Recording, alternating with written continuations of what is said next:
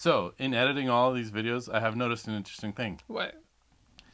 Every time I say something kind of maybe on the verge of being stupid, Mm-hmm. you have one of these knowing glances with the camera.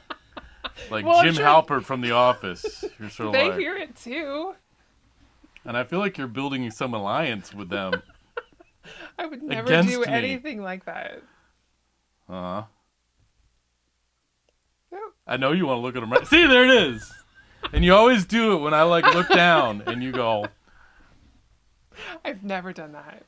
I have such video evidence of it. Well, welcome to another discussion. I'm gonna have to get like a mirror here so I can, or something, so I can see when you do it. Well, I see it when I edit. And I'm like, there she does it again. Oh my god. Quietly mocking me and undermining Just my started. authority in this course. Speaking of my authority in the course, we're going to talk about concentration of ownership and conglomeration right now. Are you ready? Are you serious? I'm not. You're not? That's fine. But let's go. Yeah. So first of all, let's talk about concentration of ownership. And so define some of these larger terms, and then we could talk about some of the fun issues going on with this. This one actually creeps me out pretty bad. And I it's kind of like, this is one of those areas of the mass media where I kind of like, I don't want to know. Oh.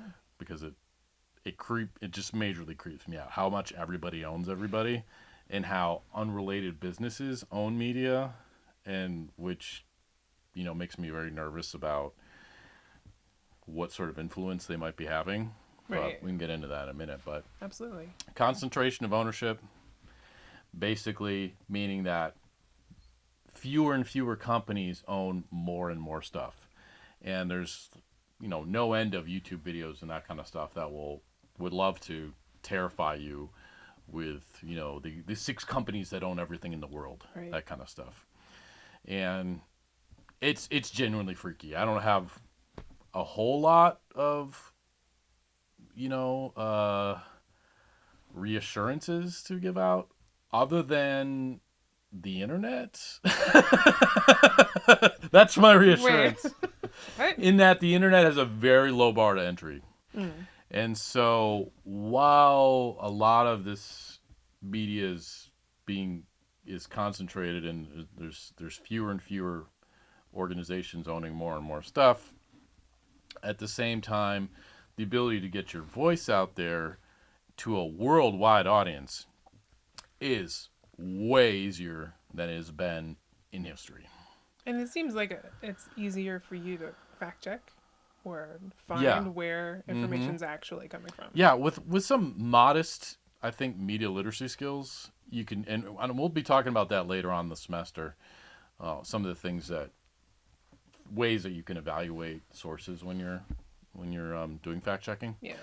But yeah, so it's blessings and curses and all of that as well. I mean, some of the entertainment that I enjoy is produced by, one person in their living room. Who is this? I didn't want you to ask because it's embarrassing. You can just say I don't want to talk about it. I can't. Is it Martha I've Stewart? never said I don't want to talk about something. That's my problem. All right, I want to know everything. I always want to talk about everything. All right, let's have it. My daughter and I like watching. We sometimes we bond. I don't necessarily watch it on my own, but we bond over watching things like Dollar Tree Christmas hacks, Okay. or organizational things. And it's like one woman in like Georgia or something like that, who you almost never see in the video, is just like, hey, I bought this thing at Dollar Tree, and if you bend this and mix it with this, you can make, this organizational thing. And half the time it looks really kind of ghetto and lame. But, and then sometimes there's some fun, like when it's the Christmas season, you're kind of in the mood to watch that stuff. And she's kind of down to earth, and yeah. Right on. So I've watched videos like that have to they deal with how to hack IKEA furniture. Right. Yeah. And at the same time, lowly little old me is now over 200,000 subscribers on YouTube. Wait, you have I have 200,000? over 200,000 subscribers You on just had to YouTube. plug yourself, didn't you? Well, I was doing it to make a point. Okay. Just because we talk about things, I just talked about how I watch kind of embarrassing videos on YouTube. I can't counterpoint. I'm a YouTube sensation with that. Full disclosure, it's all because of one video I shot, a 90-second video I know of an that. excavator Oh no, that's not the destroying a one. car. No, that's not the That's the one. one that has like 40 million views. One of your videos went viral in my office. It could be any one of a number. It The was one the where one. It I was rode the mechanical bull. no. The one where I stuck my tongue to a flagpole. Yes. That was pretty funny. It wasn't that funny at the time, but I froze my tongue to a flagpole. It It was was kind of funny. an experiment. And my former friend Jason was filming and basically threatened to leave and left me stuck there. And you kind of look like Ralphie. Yeah. Yeah. And there's no way to talk with your tongue stuck to a flagpole that sounds at all eloquent or, yeah, refined. And it becomes yelling pretty fast. And a hilarious yelling, too. But anyway, I'm glad that one went around. You guys could have told me what a big hit that was. I thought you were just watching your views. I don't know. No, that one's not doing that great. Oh, wow. It's called Professor Sticks Tongue to Flagpole. I thought that would do better. There's also Professor Gets Tased. And that one hasn't done that well either.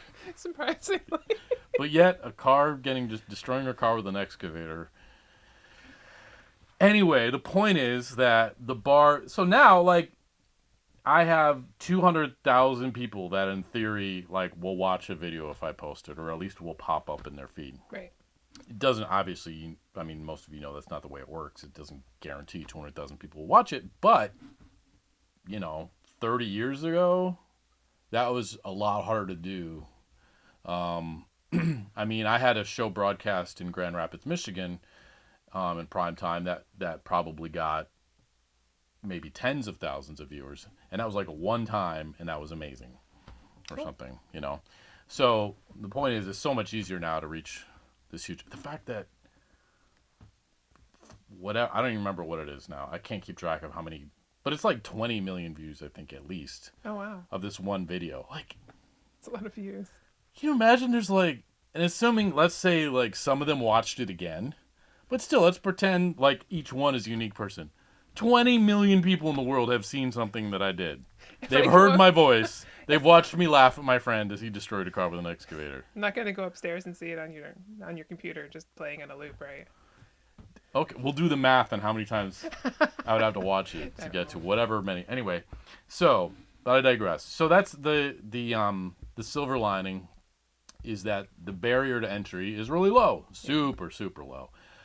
However, because it's so low, you're like one seagull on the beach trying to squawk, you know what I mean? And so breaking through that clutter, as we call it, is extremely difficult. So, hey, congratulations. You can reach billions of people in the world. On the downside, none of them will know to find it or, or how to get to it or that you put it up there. Right. Unless they're really looking for that one specific thing. Yeah, unless you just hit this, this sweet spot. Right. So, anyway, and then conglomeration is all these different companies buying unrelated companies, and that's an area where I kind of get creeped out by everything. I get creeped out by one company owning too much media, and I get creeped out by non-media companies owning media. So is this what they have in the past referred to as a media conglomerate? Sure. Okay. Yeah. Mm-hmm. That rings So a bell. that they would own multiple different media. Right. So and I've got this graphic here. We could talk about how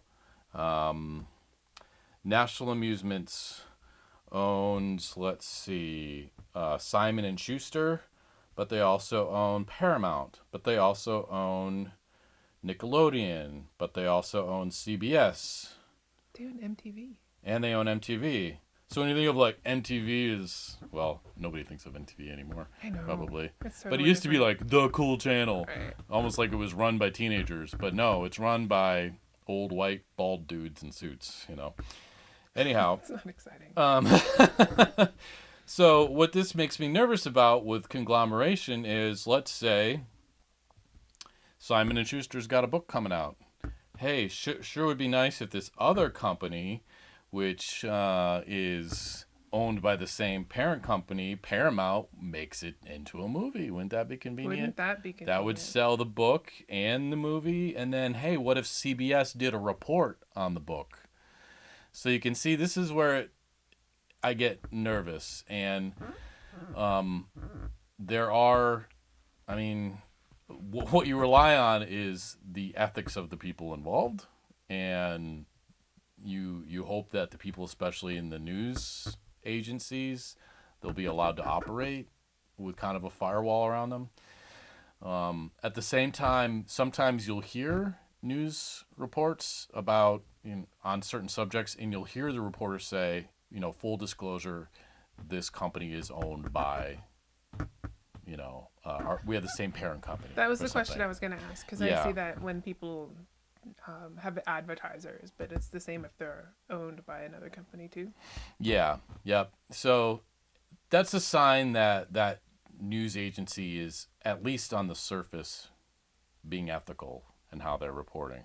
But it also they're not just saying that to be nice. They're also saying you need to listen to this report or understand our reporting through that lens of the parent company stands to gain from this. I mean, wouldn't you think it was relevant if the witness was related to the suspect? Absolutely. Right? Right.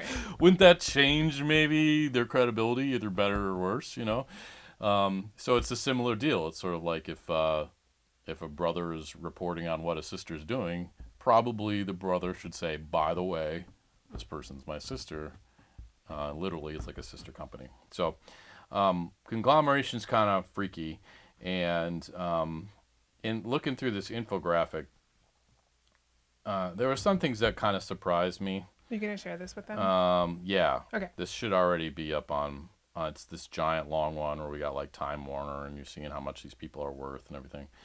And I thought it was interesting that I think of Vice as like this really edgy, independent, like no holds barred reporting, accountable to no one. Oh, really? But they're like owned by Disney. Wow. At least when this was put together, and that kind of creeps me out. And yeah, and I remember one of the early things that was sort of creepy was when Disney bought ABC, and now Disney, whatever movies they want, they can just to air, they can put it on ABC, and so they have another outlet, and so these are some of the reasons we talk about it is because there's some potential for conflicts of interest, and also there's a fair amount of potential for alternative ideas and viewpoints being pushed out Right. because we talk about or one of the things that people like to hammer with this concentration of ownership or was Clear Channel, which became iHeartRadio, which became iHeartMedia. Right. And this was probably, I know I was in grad school when people were really starting to hammer on it. Like one of my grad school projects, we were making a documentary about how Clear Channel had destroyed independent record stores. So it was like the 90s? Yeah, Yeah. yeah. Clear Channel at the time, I don't know where it stands right now, and it is iHeartMedia now, owned like 1,200 radio stations around the country. And in fact, they own like all of the radio stations in one particular town. Oh, Was one of gosh. the The facts. programming would be terrible. Which used to be illegal, that you couldn't own, multiple broadcasters in the same town. But that regulation was lifted, and so they got owning all these things. Huh. And one of the problems was that they would just play the same music on all these different stations. And so if you're like an independent musician and you used to be able to go to your local radio station or maybe a regional radio station and get them to play your music, suddenly that music is not being picked there anymore. It's just they're being told what to play. And I worked and still technically work for iHeartMedia. Does it make you feel dirty? Yeah. I did not join iHeartMedia because I believed in what they did. Right. maybe we'll wait until we get to radio to talk more Okay. about that. Okay. But I yeah, for about a year and a half, and then I got furloughed with COVID, which was kind of a blessing because I was an AM talk radio DJ on from 7 a.m. to 9 a.m. Monday through Friday, so I had to be there at 6:30 every morning, That's and an it early was really morning. hard. And it was the first time I'd ever worked for a large corporation. I did some research. I couldn't find that iHeartMedia's own has a parent company. I believe they are just their own company, but they own a boatload of radio stations, and they're in a podcast now too. But there'd be these things like corporate says you have to do this or do that, and Anchorage was kind of overseeing us being Oh, in Fairbanks. They would often joke like they act like people forgot we were there or something like that. And we were also like, I think I'm kind of embarrassed to say I'm not sure, 3 or 4 stations all under one roof. that's not the romantic vision I have No, of AM radio at all. no, and I kind of missed it too because I even though I never experienced it, I thought, oh, how nice it would be if we were just this station. And back in the days when I had like an engineer who would run the board for me, and all I had to do was talk. But because of cost cutting and trying to be more profitable, I, as the DJ, also had to run the board at the same time, which was really stressful, and Right. answer the phone Oh my and gosh. all that. Yeah. So, anyway, have we defined the basics well enough Sure. of conglomeration and concentration of ownership? What? What are you laughing at now? I'm just watching your notes go by. Yeah. So, conglomeration, one company owning many different types of companies, and concentration of ownership, one company just owning a lot of. So, iHeartMedia, I think, is a great example of concentration of ownership. Okay. One company that owns a boatload of radio stations, whereas Time Warner is a great example of a conglomerate, one company that owns a whole bunch of different businesses and a number of different media. Okay. Cool? Okay, Yep. great. So, pros and cons of this. Because I think, as we talked about before, over the years, I just come to see the world as a very gray place. Mm-hmm. You know, 20 years ago, I might have been able to say conglomeration, concentration of ownership is pure evil. There's nothing good that happens from it. Well, there is probably something good that happens from it because otherwise, why would it exist if it's not good for anyone? Right? Right. I mean, sometimes these things happen, but one of the pros of this is there's more financial security. Mm-hmm. So if you imagine this tiny little AM radio station that we pine for, that neither of us, I think, ever necessarily experienced, No. but this cute little radio station that's in Fairbanks, where I'm the DJ and I can say whatever I want. Right. Well, we gotta have our own copier. We gotta have our own assistant at the front. We gotta have our own people selling advertising. Power. So, what? You need power to the building. Yes, we need to pay for our own power. We need to have our own building. Now, so all of that is a lot of overhead you have to Right. have. You add a second station to that same building, let's say, and now, yeah, you got to have another studio and some more DJs for that. But you don't need another copier. You don't need another administrative assistant. You don't need necessarily more people selling advertising. The ones you have are just going to be busier. Right. And so you get a better return on investment with that. So you can see how, okay, this kind of makes sense. Like if we can group things together, if we can concentrate ownership, that reduces expenses, and we can produce this stuff for cheaper. And, for maybe you as an advertiser, that means that your advertising isn't as expensive because they have less overhead. Mm-hmm. Or it's much easier for you if you say, I want to advertise on country music, and I want to advertise on top 40, and I want to advertise on AM radio.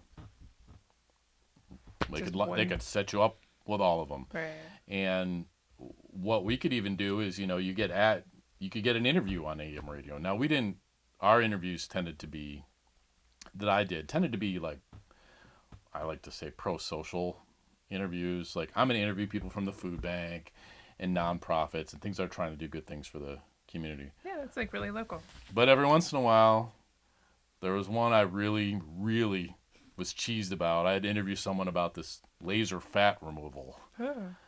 And I said to the woman who scheduled it, I was like, why are you making me in? Like, this is terrible. Like, okay, it has a little bit of a connection to the community. Like, hey, did you know there's this, like, thing you can strap to yourself? Or you can go to this place and they'll strap this thing to you and laser fat remove stuff? It's a company in town. Yeah. Okay. So it sort of had a community connection. But I was not at all excited about that because, to me, that was just advertising in the facade of like a Right. pro community interview. But anyway, so there's more financial security too as things go. What? Such a weird example, but yeah. It was, yeah, it's the main one that comes to mind. But I'm sure. I mean, people came in the studio and I interviewed them. I didn't know the backstory if they were also advertisers with us. Mm-hmm. And that's why we got That's them. a little Some of them I uncomfortable. scheduled myself, and so I had that freedom to do it. And they would never say like you can't talk to this person because we need to replace it with someone who's an advertiser. But yeah. Huh. Anyway, You didn't have any conflict of interest restrictions? you mean You were with never interviewing someone, Right. Like conflicting interests between who you would want to interview and the station itself? Oh, no, like someone who, oh, like, yeah, like I may not have someone from the public radio station come on and talk about their broadcasting. Um, yeah, so maybe there's a little bit of that. I don't know. I was curious. Yeah, not too much. So there's that. There's some better efficiencies you can get with that. There's more financial security. So, again, coming back to this cute little AM radio station that you wish was here and I wish I could work for. Well, let's say that they have a bad advertising month and they can't pay the mortgage, or the rent. Right. And then they're like out. They're Right. done. Whereas if they're part of a larger group, they could say, okay, you had a bad month. Let's look at what's going on. Like, we can cover you. And then, try and figure out what happened and improve things and that sort of stuff. So, also, more resources that you get when you're part of a bigger organization like that. And generally, it can be more efficient. I think you'd really like the King Falls AM podcast. I tried listening to it. You didn't like get it? that much into it at first. Oh, that's too bad. I'll try It's some that more. I don't romantic know. AM radio small Yeah, townness. yeah. You weren't into it? I don't know. Okay. The cons of this, I think we've kind of alluded to before, is that certainly there can be a conflict of interest. Mm-hmm. So let's say there's a really bad story about iHeartMedia. Like, iHeartMedia is declaring bankruptcy or something. Like, am I going to be reading that news? So, yeah, I can't remember if anything particular came up. Our news came from... So I would read news for the first hour, and then the second hour I typically do interviews or a mix of interviews and news. And our news came from a third-party subscription that we had. It wasn't like iHeartMedia was telling me, read this stuff. Oh, that's good. And so I would go through it and pick out what stuff I thought was relevant. And I had complete autonomy on that. The only thing I knew I had to watch out for was not to cheese off conservative listeners. But I also had my own agenda for things I wanted to talk about. So, yeah, I mean... Not you. Yeah. So, I mean, conflict of interest, I don't know. I mean, there was one moment I remember, and I'll probably talk about this later too, because I don't have that many examples of stuff in my life, but there was like a number of plane crashes last summer in Alaska. It was like float planes just crashing right and left. I don't know Oh, if you down remember south? that. Yeah. Yeah, it was really terrible. And they'd be like, don't talk about Alaska Airlines promos or anything right now, because they would advertise through us. So it wasn't like you couldn't, they were like telling you can't talk about stuff, but it was like, don't do promos right now. Like, because every once in a while Alaska Airlines would have some promo for us. Gotcha. They like didn't want to be talking about Alaska Airlines when there's a plane crash. So there's conflict of interest and then censorship, and it's just gonna happen. I tried to research some specifics, and the problem is this subject is so big.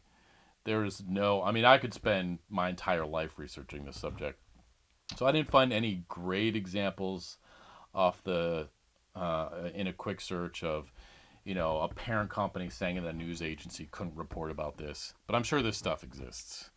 And so, and I definitely felt censored in terms of what I could say, but it wasn't because it was bad for the company. It was because it would alienate listeners. Right. That was the big no-no. Do not make the listeners mad. Which is funny because I was in AM talk radio and it seemed like that's all they ever do is scream. But you, That's true. I guess it wasn't that could you don't make them mad. Don't make them mad at us. You can make them mad at someone else, but don't make them mad at you for what you say. That was the main message I got loud and clear, and had a number of got bruised and knocked around for that a couple of times. Oh, Yeah, that's too bad. but um, but that's one of the things to be concerned about with all this. You got like a super powerful CEO who's just looking at the bottom line and finds out that the news agency is reporting on something bad that the CEO is doing, or what if there's a merger that's kind of contentious? Right. How does the news agency talk about that when the parent company has a lot to gain or lose, and if this happens or not? It seems like there's a lot to consider too. If there are all of these companies owned by a larger company, Mm-hmm. the information that you choose to give these companies is important to keep track of too. Mm. So who are you really Oh, giving right. your information Yeah, right. Yeah, and how are they sharing it among themselves? to? Yeah, Right. that's a good point too. So I think it's most important when it comes to news agencies to know who owns them. I mean, if I go and how I love superhero movies, right? That's from the other class. Um, So I it's go and like watch breaking news for a second. I was like, what? Really? I go and watch Transformers. Like, I don't really care if the company that makes Transformers also owns Hasbro or something like that. I kind of assume so. Okay. Because it's not news for me, so I'm not so worried about that. But if the news I'm watching is reporting on how great the next Transformers movie is, and I find out it's owned by the same company, that makes me nervous. And I feel like you're really biased though, because it's Transformers. Yeah, 'cause Either that or it's a Michael Bay movie. okay. All right. So the next thing I want to talk about is globalization, and yeah, I don't is is it alienating when I talk about how much I hate like just stupid action movies? No. No? Do I I think sound it's- elitist? No. Is it elitist to just want more from films? That's all I want. Now it Now, just seems now like I you're sound elitist because I raised yeah. my voice. Well, you don't sound elitist. You sound like something else. Oh, nice. Yeah, I'm checking. I'm doing random checks. Well, we had a little issue with the camera battery dying because I couldn't find the plug. So we're starting here again, talking about globalization, and hopefully we won't say anything that we already said. Maybe we will. Maybe But we I will. think this wasn't the worst breaking point. But we're going to start now talking about globalization. And first off, we're going to define it. Webster's defines it as the development of an increasingly integrated global economy marked especially by free trade, free flow of capital, and the tapping of cheaper foreign labor markets. Which doesn't sound bad. Which, well, doesn't sound that bad on the surface. I mean, some people, when they hear that cheaper labor markets, are going to go, ooh, jobs leaving America. Yeah. So, But yeah. they still want to go to Walmart and get things inexpensively. Right. And for the sake of my inbox, let's keep this to mass media for right now and Sorry. not worry too much about. Also, Full disclosure: the first time we did this, we did talk a lot about manufacturing and stuff, and that's when I realized we were way off topic. And so I'm going to save you all that time. We're going to stick to globalization as it refers to mass media. so the good things are like the free flow of ideas. Well, the global flow of ideas, you Right. could say, because Okay. we have free flow of ideas in the United States, but globalization means that those ideas also go to our friendly neighbors to the north. Canada? Good thing it's not a geography class. Yeah, so when it comes to globalization, yeah, I mean, we tend to think about manufacturing and cars are built from parts all around the world. But when it comes to mass media, that means that a lot of times it's our culture, Hollywood, or Hollywood's version of it, that is being globalized. It's being sent out to the world.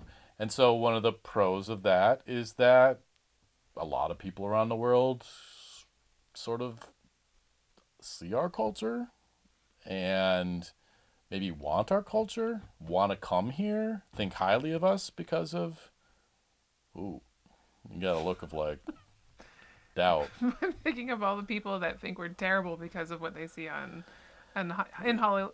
Excuse Okay, me, in the movies as well. yes, there are some, but I think there are way. I mean, if you look at how like Hollywood makes way more money, at least in the past.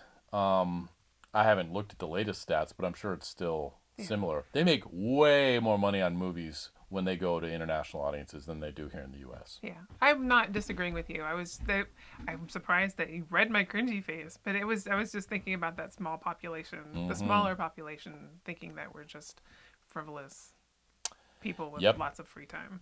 And the other downside of that is that Hollywood is not the best ambassador of American culture. Right.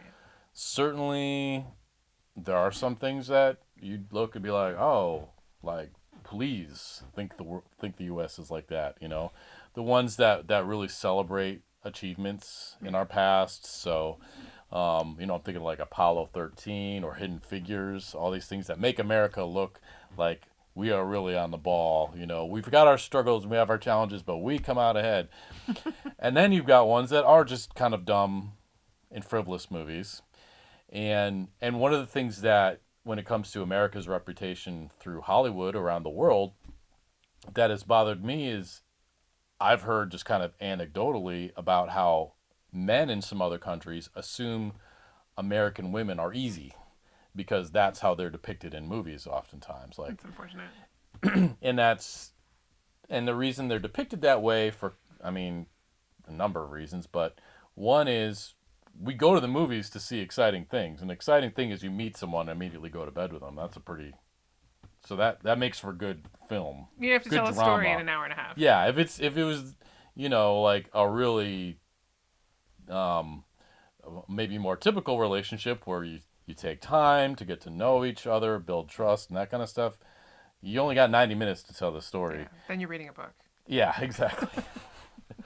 So, there's a number of I'm not defending Hollywood, but I'm saying there are some reasons behind it. It's trying to be exciting. It's only got 90 minutes to tell a story of a relationship a lot of times. That doesn't mean you can ease into it. Right. But it then leads to this idea that, oh, American women will meet a man and immediately like go to bed with him. And so when American women are traveling abroad in some countries, I don't want to name countries, um, but they can get sometimes I think they can get negative attention because the men there are like, oh, I've seen the movies. American women are easy. So the way that Hollywood misrepresents our culture is a problem too, Yeah. and it's certainly not the only thing representing our culture. But television too. Our television programs going out there. David Hasselhoff, like huge in Germany or something Oh for a yeah, he's while. huge in Europe. Still, yeah. Yeah. Baywatch. You want to talk about like the downside of globalization? Baywatch, at least for a period, I didn't look up the stats. Was like the most watched show in the world or Which something is like that, amazing. which is Yeah, just it was not that terrible. great. Like, really, is that the America that you want depicted around the world? Maybe if you're a lifeguard, but a sexy lifeguard. A slow motion lifeguard. I don't. That's not the America I want presented all around the world. So, Right. anyway, but the pros of it, we maybe get to understand our different cultures, different nations, different people better because our media is not confined to borders anymore. It's globalized, and our values, our way of seeing the world, can start to spread. This idea, of what we consider important, what values are important to us, morals, democracy, that kind of thing. And that's when you get what's called cultural imperialism, as opposed to regular imperialism, which is pretty bad and hopefully mostly over with, where countries invade other countries to take over them. Cultural imperialism means we don't invade France, but our culture invades France, and the people of France want to be. Well, they want to look like Americans. They want to listen to music like Americans. They want Levi's jeans. They want jeans like Americans, you know. And example of that is when American celebrities travel abroad. Like I've been watching The Last Dance about the Chicago Bulls. Interesting. When they travel to France or other countries and they're mobbed. That's, to a degree, a sense of like cultural imperialism. Here's someone from another country that they idolize because they've seen that person on TV, Right. or maybe in Space Jam. Wasn't that Michael Jordan? It was Michael Jordan. Right. And some animated characters. So that's one of the concerns: cultural imperialism, foreign influence in general. So, using movies, TVs to influence other people. I mean, look at the 2016 election and what's already happening in the. I guess this video may exist for a while. What happened in the 2020 election? Which didn't happen yet. Which has happened. Hey, I want this to have a long shelf life. You can still give it a point in time. Anyway, so there's globalization of mass media with social media, and therefore Russia doesn't have to send missiles over here or spies over here to influence the election. They do it through globalized mass media by infiltrating Facebook and other social media like that. So there's some of the downside of all these connections that we have with globalization. Anything else you want to? Well, there's the other side to that would be countries that don't let media in across their borders. And I thought that was really interesting too. I don't know. Did I? Oh, okay. Yeah, here it is. This is from the textbook that I don't make you buy anymore. You're welcome. Almost every country in the world, including Canada, limits how much U.S. content is allowed across the border. As long as they let us watch Letterkenny, it's okay. Watch what? Letterkenny? I'm not familiar with that. Oh. You'll have to show that to me at some point. I will. Okay. So I'd heard about this with France, that France had some limits on how much non-French programming, like radio programming, was allowed because they're worried about the loss of the French language. That's really and if all of your radio is English music, English content and TV, that's tough. So basically our culture is so dominant and we are so good at spreading it that, according to the text, almost every country in the world is like, okay, we're going to limit how much. Can you imagine us being like, we're going to limit how much, Bollywood comes into the United States? I can't imagine the United States doing it, but right. Yeah. And on top of that, with the internet, what does it really matter? Unless you're in a country that is literally like China, that's literally like picking and choosing which websites you can see. That's why it matters. Yeah. But otherwise, France, like you want to sit and listen to American radio all day in France, go for it. You can through the internet. Right. So anyway, that's one of the other concerns. And then also trying to tailor the audience to make messages as palatable to the largest audience as possible is kind of a concern too. So you're an American filmmaker, but you know that your movie is going to make way more money going around the world than it's going to make just in the U.S. Do you basically dumb your story down? So it is a lot less about maybe complex plot and content and real life issues and more about explosions and fights and that kind of stuff. Are we talking about Michael Bay again? Yes, we are. And yes, you do. And you end up with crappy movies that make a boatload of money.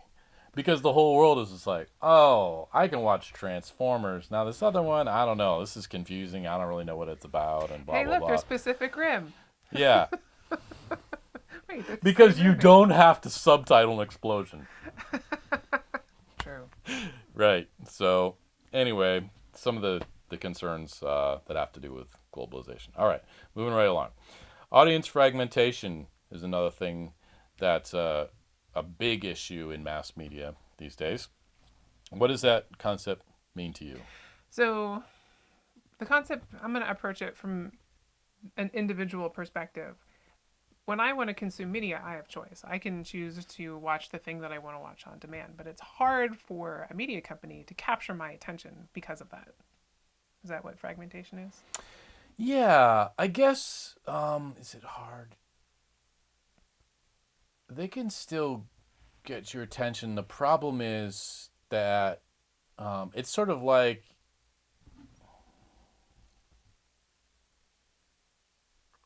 why do we have assemblies at school?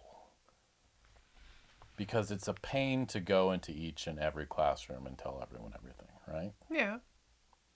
It's the same deal. It used to be that everybody was all in the gym, but then technology allowed there to be, and I guess you could go back to like one room schoolhouses. Everybody used to be in the same place, and you could make an announcement to kindergarten through 12th grade all at the same time. Right. And then technology and money allowed them to divide up, and pretty soon the kindergartners got their own classroom.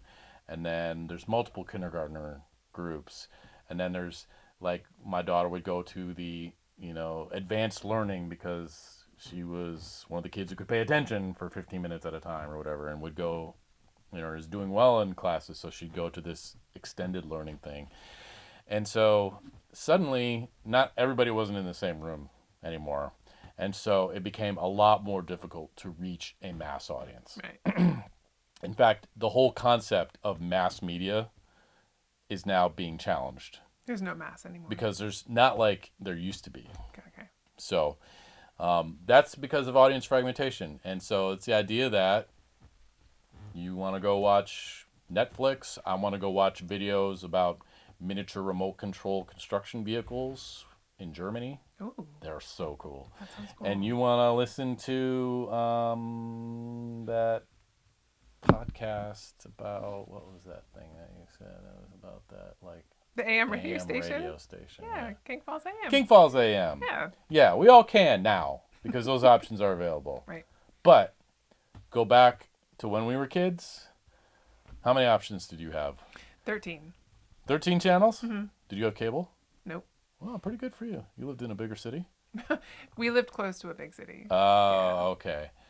I want to say I probably had 6. I had like Wow.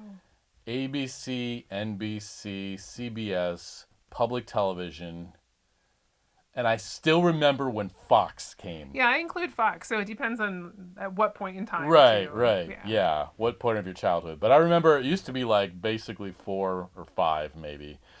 And some of the channels you could barely get. Yeah.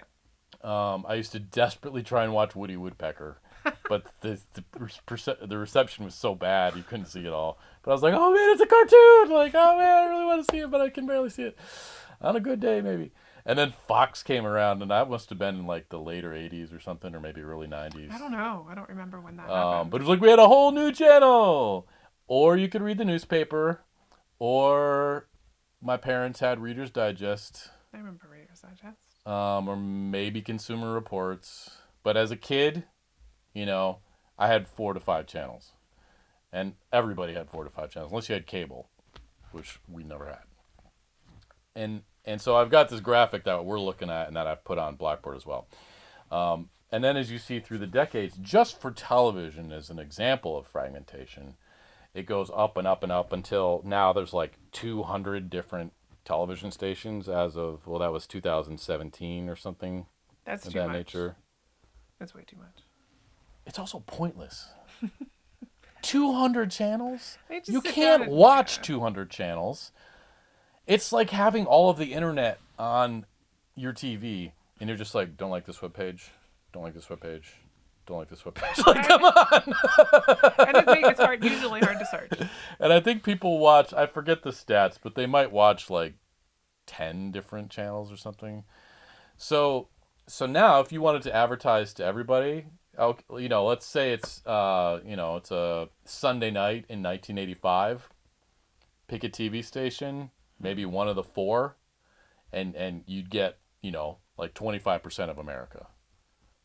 When's the last time 25% of America watched anything? Super Bowl. Super Bowl is like all you got now. Yeah. And so yeah. So we're all going our different ways. And I know you got to get going your own different way here in a minute too. 15 minutes. So we got to wrap this up. But real quickly, the pros of that. More choices. You do have more choices. There is something exactly what you want to watch on YouTube. Exactly the perfect video about the perfect topic you want to see. I can watch arm wrestling movies or videos whenever I want. Exactly. And YouTube's still fairly recent. Imagine in 50 years from now. Oh, gosh. I mean, right now, if I want to watch a video on how to do a transmission fluid change on a DeLorean, like, I'm not going to find it. But it will be there someday. You could be that person. I could be the one who does it. I haven't because I don't see it worth my time. It's going to get like 300 views. But somebody will eventually do that. So you got a boatload of choices. You can watch wherever you want, and anybody can add to the mix too. All right. To keep things moving along, what's the downside of it? It's harder to have a conversation about something because there's not a shared experience. Right. So I can't tell you about the awesome episode of Archer that intersect with Bob's Burgers because you may not have watched any of the Archer series or Bob's Burgers. Not a great example because I love Archer and I've watched pretty much all of it. I watched a little bit of Bob's Burgers, but not much because the fact that Archer's voice is a different guy in Bob's Burgers freaks me out. Did you see the crossover episode? No, I don't think so. So good. But I have watched a lot of Archer. But you're talking about King Falls, Right. That is one podcast among a million podcasts. And we can't talk about it because you don't like it. And we can't talk about it because I watched a little bit and I didn't like it, and so I didn't finish it because I had a billion other things. Right. Why would I ever engage in something I'm not totally in love with? Right.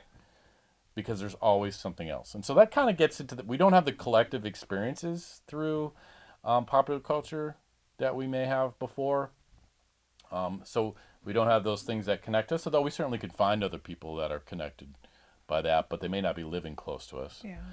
The thing that really, I think, is becoming a problem already is the idea that you can kind of like self-censor, self-select. So if you just want things that confirm an extremely narrow view of the world for yourself, you can find it all the time, 24 hours a day. Right. Things that will say, you're right. What you think is exactly right. You are exactly right. What you know is truth. You know, you got it. And you can find plenty of examples of that. And most of us like that. So we go and we find things. It's called confirmation bias. We go when I'm surfing through YouTube, I'm looking for titles of videos that confirm what I already think about the world so I can have somebody tell me I'm right. Whereas back when we had 4 different channels, you might get a little bit of a different view on the different channels, but you were going to hear things you didn't want to hear. Right. And viewpoints that were different from your own that may have led you to consider maybe I'm not right. But the fact that like flat earth people can go through like that's unbelievable to you and I because we grew up in a world where like that wouldn't be possible. Right. You could be a flat earther and you would never talk about it or meet another person who ever thought like that. But now you can go flat earth, Google it, and immediately find a bunch of people who all say you are right. Mm-hmm. There is a conspiracy. The world is flat with some sort of but rounded, or I can't remember. You can have a flame war with the hollow earthers. Oh, right. Yeah. So this fragmentation comes at a cost, and it's a cost that we seem to, most of us don't consider to be a cost. Hey, great. I only hear what I want to hear all the time. What's the problem with that? The problem is you might be wrong. I might be wrong. So go and research things. Right. Like, I've literally in the last couple of days Googled gross domestic product of the United States to see, like, does it relate to who's president or not? guess what? It's just generally going up. You'll see dips, but it's just generally going up. It's not like you're going to see like, oh, when this person was president, it shot way down, and when this person was president, it went way. Like it has its dips, but it's basically progressing on the same line. You You're know. doing your own research. So I'm doing my own fundamental research. I'm not having anyone tell me this is what happens when so and so becomes president or this party becomes president. I'm going back and looking for myself. Primary research, going back to the sources to see what do the actual numbers say. I don't want anyone to interpret this for myself. Same thing with abortion. If abortion is a big issue for you, don't just let the news media tell you what the deal is and politicians tell you. Go and look Right. at abortion rates. They've been steadily declining ever since the 80s. It was legalized in the late 70s, shoots way up, and it's just been going down ever since. And that's the kind of stuff you go like, oh, maybe who's president isn't that big of an effect on abortion, you know? Yeah, Or looking at that over time would be really interesting. yeah, or isn't as big an effect on the economy. Right. But anyway, how did we get on this? We're talking about audience fragmentation. And so the idea, yeah, that your ideas, thanks to the mass media, to the media now, we almost can't call them, the micro media we should call it, Right. you can get an extremely narrow view of the world that is custom suited just for you, so you constantly feel like everything you believe and is right, and everyone who disagrees with you is wrong. You can go and find that little world for yourself and bask in that little pool. It's a tiny little pool. Yeah, don't do that. And we all do it. And if you know that you're doing it, then you can combat it. But why would you want to? So you have conflicting viewpoints and your belief systems are challenged. That's healthy. Yeah, because I don't think it's healthy. Yeah. And I also think it's kind of hypocritical to be like, I'm right in everything and you're wrong, and not be willing to research your own ideas. It's important to have a viewpoint from all sides. Yeah. You can argue your own viewpoint when you understand others. Well, yeah, and it helps you win arguments too. I mean, that can be fun. Did I just say that? You're getting ready for, a holiday gathering with your family, and your uncle's going to be blabbing about something that you disagree with. How about you smack down some data?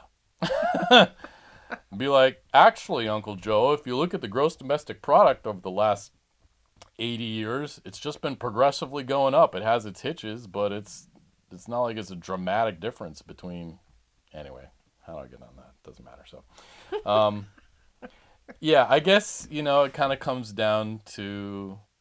We talked about the Matrix in history of the cinema class. Mm-hmm. Do you want to know what's really going on, or are you content with this artificial version of the world that you create for yourself? Right.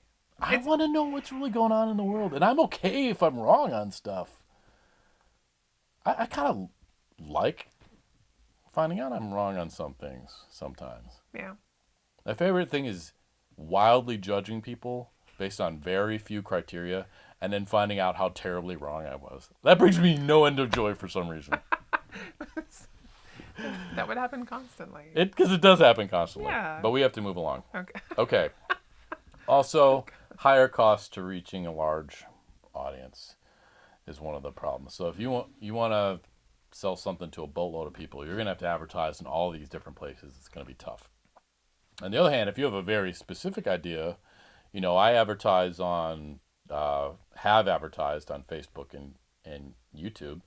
I can say I want to target this age of people in this particular place and sort of, micro target my advertising, as opposed to before where if you were selling advertising on ABC on a Sunday night, it was going to people like me, a 10-year-old who should be doing his homework but was watching the Wild Wonderful World of Disney on Sunday night You're going to instead. say the Waltons. Yeah, no. And my parents and my 5-year-old sister or whatever. So there's a lot of that was kind of wasted money. Yeah, there's a saying in advertising, I can't remember who said it, is that you waste half of the money you spend on advertising. The problem is you don't know which half. Right. That's too bad because everybody from that era also had a lot of shared memories. Like we I all know know. Mutual of Omaha presented Wild Kingdom. Oh, right. Okay. Sure. Yeah, and have you ever gone back and watched some of those commercials? Yeah, me too. I love watching 80s commercials. You're like, "Oh, I remember that." We'll have to talk about that on TV or something or advertising, but fine. Okay. Um, a couple of quick things I want to end in here, and then you got to go. Hyper commercialism is one of the downsides of this because um, you own all these different media, and that costs a lot of money, and so you have to make more money, and especially if you talk about the amount of people who see an ad goes way down, Yeah. so your cost per ad goes up. So you have ads running everywhere, and I thought so that if you've been listening to the radio for the last 35 years, more commercials. If you've been watching television, a lot more commercials than there used to be. There's now 20 minutes of ads in every hour broadcast, approximately. MediaPost.com had this super interesting fact that I thought was great, and I did again get from the textbook that I didn't make you buy. Pointing that out again, but I want to give credit to the textbook for that.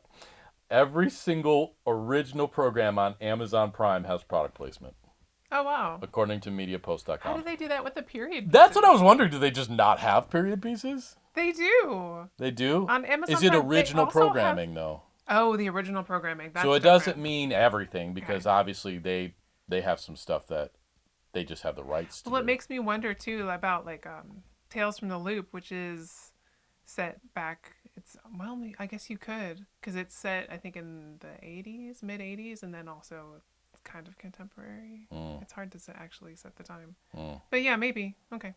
So whenever it says Amazon original, Mm-hmm. and under parentheses you can say plus product placement, Now I'm gonna be looking for it. according to MediaPost.com. But it's just again that's Amazon. So it's the program that Amazon has made. It's not everything on Amazon Prime, Yeah. but when it starts off with it's an Amazon original, according to them, it's going to have product placement, which also means that they must only be green lighting shows that are relatively contemporary. That can't be Man in the High Castle. Well, that's alternate fiction. The Marvelous Miss What's Her Face. Maisel. Maisel. Yeah, that's Those are period. Amazon originals. I think so. So what product placement do they have in there? I don't know. I could see Man in the High Tower High Tower. Yeah. having something because that's like what 60s, 50s, 60s, like 50s. Yeah. They might have some in there. Anyway, well, have a look. It says 91% of original programming on Hulu has product placement, and 74% of original programming on Netflix. So you got ads everywhere, product placement when there's not overt ads. So you think, oh, I paid for Netflix. Isn't it great there are no commercials? Well, This kind of commercial. there's a 75% chance if you're watching an original Netflix program that there's product placement in there. Interesting. I was so disheartened. I'm a fan of Sherlock on Netflix Okay. with Benedict Cumberbatch, and it's like I thought, pretty well done show. Mm-hmm. Terrible, terrible Aston Martin product placement. Just, and it's BBC. Come on, BBC. You're a government owned media agency. What do you need product placement for? But, it probably paid for some other effect, but just stupid, ridiculous. The woman who owns the house that Sherlock lives in drives up in this super fancy Aston Martin. That didn't even register on my radar. And she's an older woman, certainly classy, but not the typical person you would imagine would want to drive this type of car. And they just keep talking about it. They're just like, how do you have this car? Like, this is crazy. And she's like, I own property in London. Like, of course I can afford this car. And then they all want to borrow her car. They just keep coming back to it. I thought it was bad enough when she pulled up and you could see clearly the logo on the car. I was like, product placement. Then it's become a character in the show. But when it came back, it became a character over and over again. And eventually one of the main characters uses the car in like an important situation. Ugh. That still wasn't enough for me to, but it definitely It was one of the things like I'd give this a little.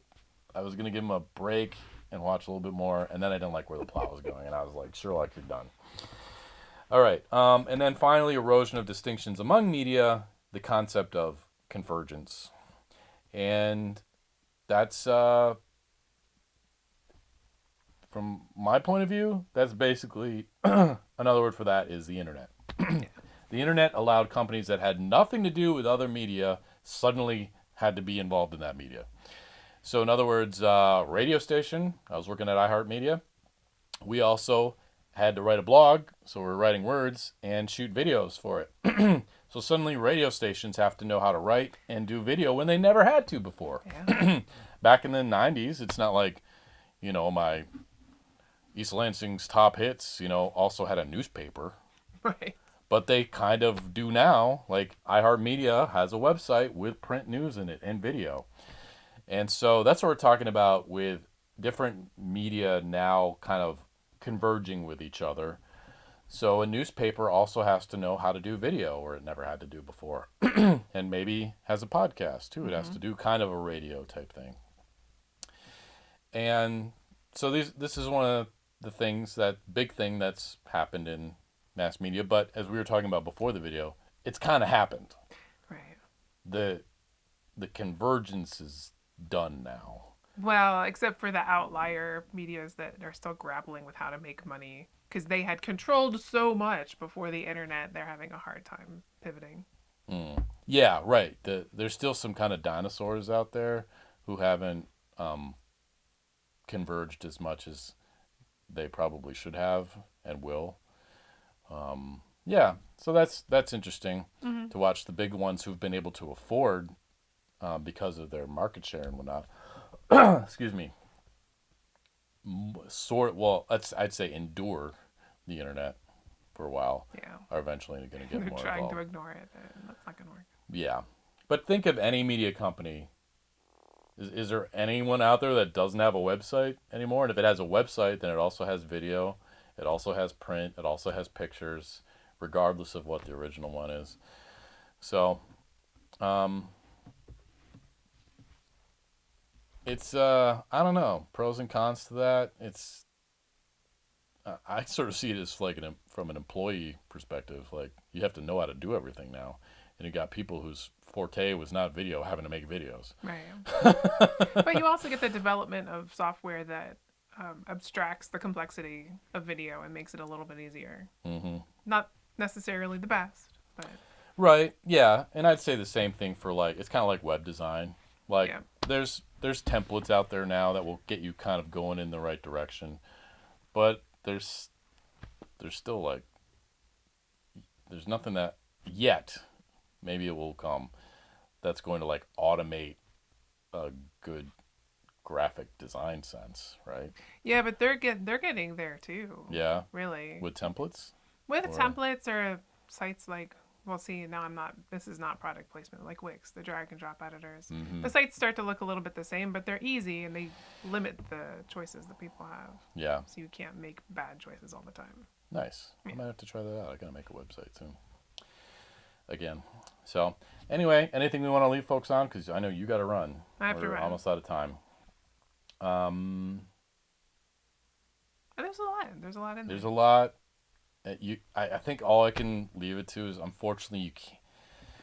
I don't think you can afford to be ignorant.